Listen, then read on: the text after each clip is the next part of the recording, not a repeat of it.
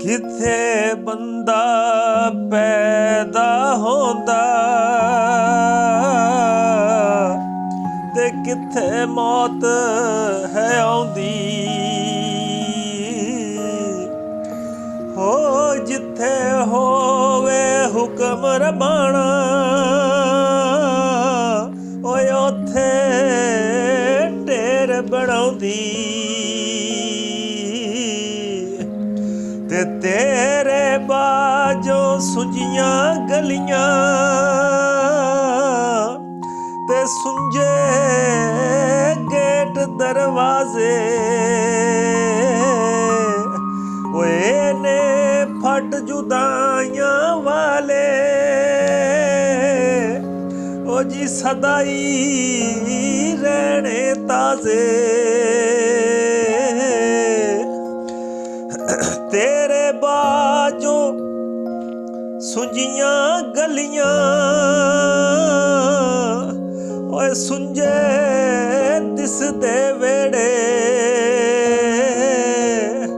ओए तू सी चानन घर दा बेली ओ जी तेरे बाज हनेरे ते टुर चलियो तू केड़े देस नूं ओ कदों पावेगा फेरे तू ते हथी बनने सी ओ आके अपने वीर दे सेरे मेरे देश पंजाब दे वासियों अल्लाह दी ज़ात ने जिंदगी भी क्या जिंदगी बनाई आ इंसान कित्थे पैदा हुंदा कित्थे बचपना गुजारदा कित्थे रोज़गार वास्ते जांदा कित्थे जाके उहदा आखिरी वक्त आ जांदा मेरे मालक दियां क्या मेरे मालक दी जिंदगी ने जिंदगी दित्ती आ ये इंसानां दियां आज़मैशां वां तो जनाब ये बहुत बड़ा अलमिया चाचा मुहम्मद हनीफ बाबे मूसे का उहदा नौजवान पुत्र लखते जिगर दी बोटी जनाब मुहम्मद अहमद मरहूम कित्थे पैदा होया केड़ियां गलियां च खेडिया कित्थे उन्हें जवानी दी सीढ़ी ते कदम रखिया ते कित्थे जाके उहदा आखिरी वेला आ गया मुहम्मद शफीक जनाब मुहम्मद हसन और हाफिज अब्दुल कयूम उन्हां दा वीर उन्हां दा भाई उन्हां दी बां तो जनाब ये विछोड़े दे दुख जिहड़े आ माँ बाप जानदा वीर जानते आ भैणां भरा जानते आ दुनिया ते सब तो बड़े और डाढे ते सब तो गहरे जख्म गहरे फटवा जिहड़े कदी भी भरदे नहीं हैगे ये वो जुदाइयां वां जिहड़ियां सहणियां कोई सौखा काम नहीं तो कहंदे ना कि दे के मोटा वीर ने चक्किया और वीर दा जदों जनाजा ते छम छम डुल पिया थरू हो गया फट जिगर दा ताज़ा ते ओए हुण ते मेल ने अशर दिहाड़े ओए आया ए आवाज़ा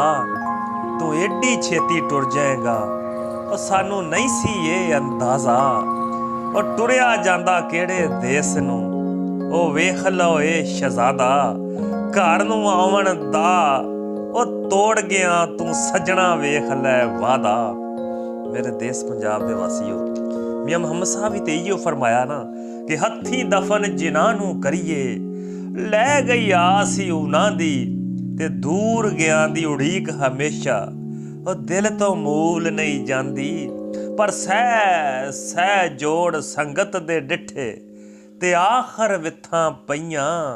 और जिन्हां दे बाजों झट नहीं सी लंघदा हुण शक्लां ही याद ना रहीआं देख लो जिन्हां दे नाल इंसान वसदा एक वेला ऐसा आ जांदा हत्थी उन्हां नूं दफन भी कर दिंदा और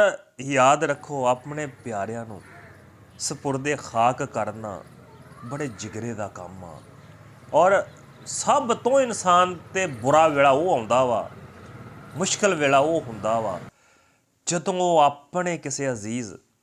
ਜਾਂ ਆਪਣੇ ਕਿਸੇ ਅਜ਼ੀਜ਼ ਤਰੀਨ ਦੀ ਮੌਤ ਦਾ ਜ਼ਿਕਰ ਕਰ ਰਿਹਾ ਹੋਵੇ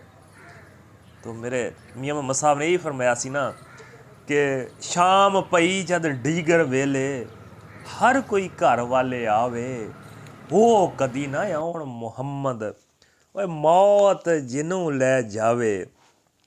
ਤੋ ਮੇਰੇ ਦੇਸ਼ ਪੰਜਾਬ ਦੇ ਵਾਸੀਓ, ਇਹ ਉਹ ਹੀ ਕਿਆਮਤ ਦੀ ਘੜੀ ਆ। ਜਿਸ ਤਰ੍ਹਾਂ ਮੈਂ ਲਿਖਿਆ ਨਾ ਕਿ ਕਿੱਥੇ ਬੰਦਾ ਪੈਦਾ ਹੁੰਦਾ ਤੇ ਕਿੱਥੇ ਮੌਤ ਹੈ ਆਉਂਦੀ। ਉਹ ਜਿੱਥੇ ਹੋਵੇ ਹੁਕਮ ਰਬਾਣਾ, ਉਹ ਜਾਏ ਉੱਥੇ ਢੇਰ ਬਣਾਉਂਦੀ। ਮੌਤ ਤੇਰੀ ਤੇ ਸੱਜਣਾ ਵੇਖੀ, ਉਹ ਦੁਨੀਆ ਏ ਪਈ ਰੋਂਦੀ। ਤੇ ਬੜੀ ਕਿਆਮਤ ਬਰਪਾ ਹੋਂਦੀ, ਉਹ ਜਦੋਂ ਮਈਅਤ ਘਰ ਨੂੰ ਆਉਂਦੀ। ਬੜਾ ਔਖਾ ਵੇਲਾ ਆਉਂਦਾ ਵਾ ਜਦੋਂ ਪਰਦੇਸਾਂ 'ਚੋਂ ਮਈਅਤਾਂ ਘਰਾਂ ਨੂੰ ਆਉਣ। ਤੋ ਜਨਾਬ ਮੱਖਣ ਜੱਟ ਇਸ ਕੁਨਬੇ ਨਾਲ ਦੇ ਗਮ 'ਚ ਬਰਾਬਰ ਦਾ ਸ਼ਰੀਕ ਆ। ਦੁਆ ਗੋ ਆ ਕੇ ਅੱਲਾ ਦੀ ਜ਼ਾਤ ਚਾਚਾ ਮੁਹੰਮਦ ਹਨੀਫ ਬਾਬੇ ਮੂਸੇ ਕਾ ਉਹਨੂੰ ਤੰਦਰੁਸਤੀ ਤੇ ਸਿਹਤ ਅਤਾ ਫਰਮਾਵੇ ਤਾਂ ਕਿ ਆਪਣੇ ਪੁੱਤਰਾਂ ਤੇ ਉਹਦਾ ਸਾਇਆ ਰਵੇ। ਔਰ ਜਨਾਬ ਮੁਹੰਮਦ ਸ਼ਫੀਕ, ਮੁਹੰਮਦ ਆਹਮਦ, ਹਾਫਿਜ਼ ਅਬਦੁਲ ਕਯੂਮ ਉਹਨਾਂ ਦੇ ਦੁੱਖ ਦਰਦ ਤੇ ਮੁਸੀਬਤ 'ਚ ਬਰਾਬਰ ਦਾ ਸ਼ਰੀਕ ਆ। ਬਾਰਗਾ ਸਮਝ 'ਚ ਦੁਆ ਕਰਦਾ ਕਿ ਅੱਲਾ ਬਾਈ ਮੁਹੰਮਦ ਆਹਮਦ ਦੇ ਦਰਜਾਤ ਬੁਲੰਦ ਕਰੇ। ਸੋਗਵਾਰਾਨ ਨੂੰ ਆਪਣੇ ਖਜ਼ਾਨਿਆਂ 'ਚੋਂ ਸਬਰੇ ਜਮੀਲ ਅਤਾ ਫਰਮਾਵੇ। ਤੇ ਵਸਦੀ ਦੁਨੀਆ ਇਹ ਵੀਰਾਂ ਨਾਲ ਹੀ ਵਸਦੀ ਦੁਨੀਆ ਉਜੜ ਜਾਂਦੀ ਜਦ ਕੰਡ ਕੀਤੀ ਏ ਭਾਈਆਂ। ਤੇ ਮੀਆਂ ਮੁਹੰਮਦ ਸਾਹਿਬ ਨੇ ਫਰਮਾਇਆ ਸੀ ਕਿ ਮਾਂ ਮੋਈ ਤੇ ਮਰ ਜਾਣ ਮਾਪੇ, ਬਾਪ ਮਰੇ ਘਰ ਵਿਹਲਾ, ਉਹ ਮਰਨ ਜੇ ਵੀਰ ਮੁਹੰਮਦ ਬਖਸ਼ਾ ਉਜੜ ਜਾਂਦਾ ਏ ਮੇਲਾ। ਇਹਦੇ ਨਾਲ ਹੀ ਮੱਖਣ ਜੱਟ ਨੂੰ ਇਜਾਜ਼ਤ ਦਿਓ। ਮੱਖਣ ਜੱਟ ਦੁਆ ਕਰਦਾ ਕਿ ਅੱਲਾ ਇਜ਼ਾਤ ਸਭ ਦੇ ਵੀਰ ਸਲਾਮਤ ਰੱਖੇ, ਸਭ ਦੇ ਲਖਤੇ ਜਿਗਰ ਬੇਟੇ ਸਲਾਮਤ ਰੱਖੇ। ਔਰ ਇਹ ਦੁਆ ਨਾਲ ਪੰਜਾਬ ਸਦਾ ਹੀ ਵਸਦਾ ਰਵੇ। ਪਰਦੇਸੀਆਂ ਦੀ ਖੈਰ। ਅਸਲਾਮੁ ਅਲੈਕੁਮ। ਅੱਲਾ ਹਾਫਿਜ਼।